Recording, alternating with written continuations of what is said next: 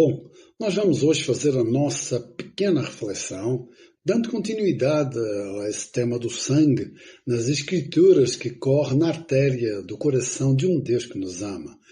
E nós a última vez vimos sobre o sinal nas portas que Deus orientou para que as famílias dos hebreus escravos no Egito pusessem, através da mensagem que Arão e Moisés levou para que eles prestassem festa e culto lá no deserto. Bom, agora esse sangue que foi aspergido nas portas para Deus com mão forte guardar quem não obedecesse naqueles lares e aplicasse sobre o Egito o juízo, agora nós vamos ver ele orientando cada família, cada número de pessoas em cada casa, se alimentarem do animal que extraíram o sangue.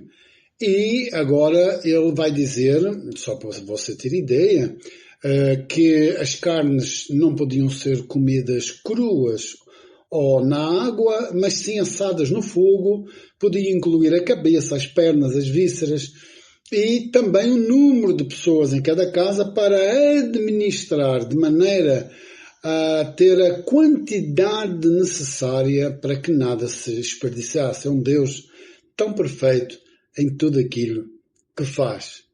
E nada podia sobrar também, porque caso sobrasse até de manhã tinha que ser queimado no fogo. E então nós chegamos ao versículo 11, que diz assim, que é a hora do momento de se alimentar e aplicar a fuga, que diz, e vós, agora a maneira de comer tudo isso, comereis assim como, com os vossos cintos na cintura, os vossos sapatos nos pés, o vosso cajado na mão, e comereis às pressas. Ponto.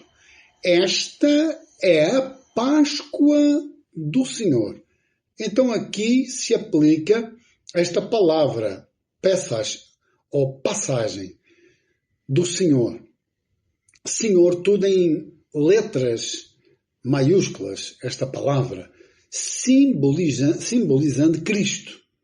É um dos símbolos da pessoa de Cristo, é um dos tesouros que as Escrituras contêm. Bem, nós vemos então a primeira vez que isso é aplicado e toda essa forma que deveria ser. Quando chega no versículo 14, diz assim, este dia, o dia deste acontecimento, que seria de uma certa forma, desta maneira, este dia será um memorial. Vós o celebrareis como uma festa ao Senhor e como estatuto perpétuo através de todas as vossas gerações. Então veja, é um memorial para sempre, é perpétuo, por todas as gerações. E quando chegamos ao nosso Senhor Jesus Cristo, os seus discípulos, que por eles foram chamados e estão sendo preparados para dar continuidade ao percurso deste sangue através do Evangelho, eles dizem assim, no primeiro dia da festa dos pães sem fermento, esta festa durava cerca de 7 dias, os discípulos foram a Jesus e lhe perguntaram, onde queres que façamos os preparativos para comeres a refeição da Páscoa? Então veja que agora os discípulos estão perguntando, e a Páscoa, que é perpétua, que é para sempre, esse memorial vai ser feito onde? Como? Quando? E então o Senhor Jesus, lá no livro de Lucas, eu pus Lucas, capítulo 22, diz então assim, quando estão à mesa, tomando o pão e tendo dado graças, partiu e entregou a eles, dizendo, isto é o meu corpo dado em favor de vós. Fazei isto em memória de mim. Da mesma forma, depois da ceia, tomou o cálice, dizendo, este cálice é a nova aliança em meu sangue, derramado em favor de vós. Então, amigo, amiga, nós vemos agora que partiu o pão, disse que aquele assunto ali era um memorial, ou seja, agora a passagem da Páscoa do Senhor, o cordeiro, os pães asmos e as ervas amargas. Ou seja, agora é a ceia do Senhor, o seu corpo e o seu sangue que traz a nova e eterna aliança. em favor daqueles que verdadeiramente, ouvindo o seu chamado, o recebem de todo o seu coração. Nós, eu e você, devemos comer deste pão, que é o pão da eternidade, que é Cristo. O Espírito Santo agora vem no livro de Coríntios e dá um conselho para este tipo de gente que então acolhe o Senhor Jesus desta forma, acolhe este sangue no mais íntimo do seu ser. Removei, diz Coríntios, o fermento velho. Para quê? Para que sejais massa nova sem fermento, assim como de facto sois. Porquê? Porque Cristo, nosso Cordeiro da Páscoa, já foi sacrificado. Então você veja, remover o fermento velho, esta levedura da hipocrisia do pecado que nós carregamos quando fomos destituídos da glória de Deus. E há este conselho, quer dizer, remova isso, abandone isso. O Senhor Jesus começou a dizer primeiro aos discípulos, cuidado com o fermento dos fariseus, que é o quê? A hipocrisia. Diz Lucas lá no capítulo 12. A hipocrisia para o Senhor Jesus é tremendo. Ele chega a pontos de uma certa vez, ao debater com os judeus, lhes chamar filhos do diabo, à conta da hipocrisia. Por exemplo, a religião, esse religar por minha conta, ligar-se a Deus através de mim ou de alguém, sem ser Cristo, é religião.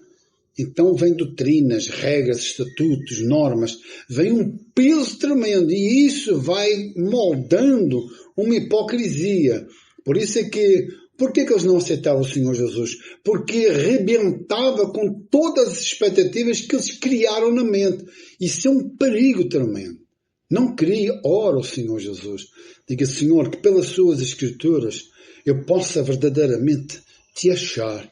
Ou melhor, por ti ser encontrado. E que melhor do que o seu sangue, que foi o mais alto preço que Deus encontrou e achou para meter a mim e a você. Amigo e amiga, vá por esse caminho da oração, com certeza você não irá se arrepender. Bem, seja, porém, outro conselho do Senhor Jesus, o vosso falar sim, sim, não, não. Porquê? Pois o que passa disso vem do maligno, dizia o Senhor Jesus. Porquê? O que sai da boca procede do coração. E nós devemos ter um cuidado tremendo. Esse cuidado. Lá no livro do Deuteronômio já dizia assim, leia comigo. Sim, ele te humilhou e te deixou ter fome e te sustentou com maná que nem tu nem teus pais conhecias, para que entendesses que o homem não vive só de pão, mas de tudo o que sai da boca do Senhor, disso viverá o homem. Amigo, amiga, era este conselho que já desde o livro de Deuteronômio Deus dava. Olhe, viva na direção, na orientação da minha mensagem, da minha palavra, do meu desejo, da minha vontade. Como é que o Senhor Jesus dizia? Os céus e a terra passam, mas a minha palavra jamais há de passar.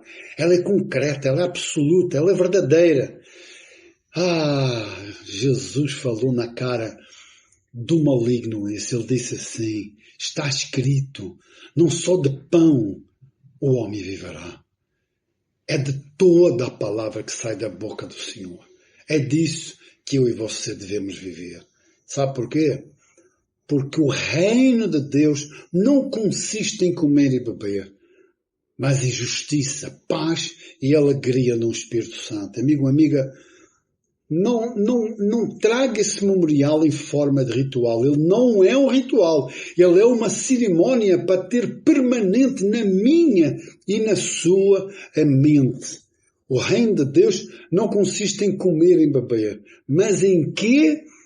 Em justiça. Aí mais, o Senhor Jesus disse, o que entra pela boca vai para lugar escuso. Não é ritual, não é isso. E depois então vamos concluir. Mas em justiça, o reino dele que está dentro de mim, dentro de você, quando o recebemos, é justiça, paz e alegria no Espírito Santo. Justiça, dizia o Senhor Jesus, porque o príncipe deste mundo já está julgado. Justiça, porque o sangue de Jesus nos purifica de todo o pecado. E porque a paz? Porque nós só achamos a paz para a nossa alma em Jesus, porque o castigo que nos traz a paz estava sobre ele. Foi ele quem recebeu nele o meu e o seu castigo. E a alegria do Espírito Santo. Lembra de Davi gritando num dos seus salmos? Não repulses de mim a alegria da tua salvação. Amigo, o Espírito Santo é quem confirma esta alegria no meu e no seu coração quando nós cremos. Porque quando nós cremos, a marca do sangue é colocada na minha e na sua vida. O Espírito Santo põe esse selo. E depois, no dia a dia, o alimento, estas pequenas reflexões para nós nos alimentarmos do Cordeiro, do pão vivo da eternidade. Ele se fez carne, assumia a minha e a sua natureza para nos abraçar e no seu sangue nos levar ao Pai da eternidade. Um forte abraço. Os fico por aqui. Na próxima pequena reflexão vamos ter que dar continuidade à Páscoa do Senhor, porque é um assunto muito profundo e uma fonte e um tesouro eterno. Até à próxima. Um forte abraço. Que o Senhor Jesus te abençoe poderosamente. Até à próxima.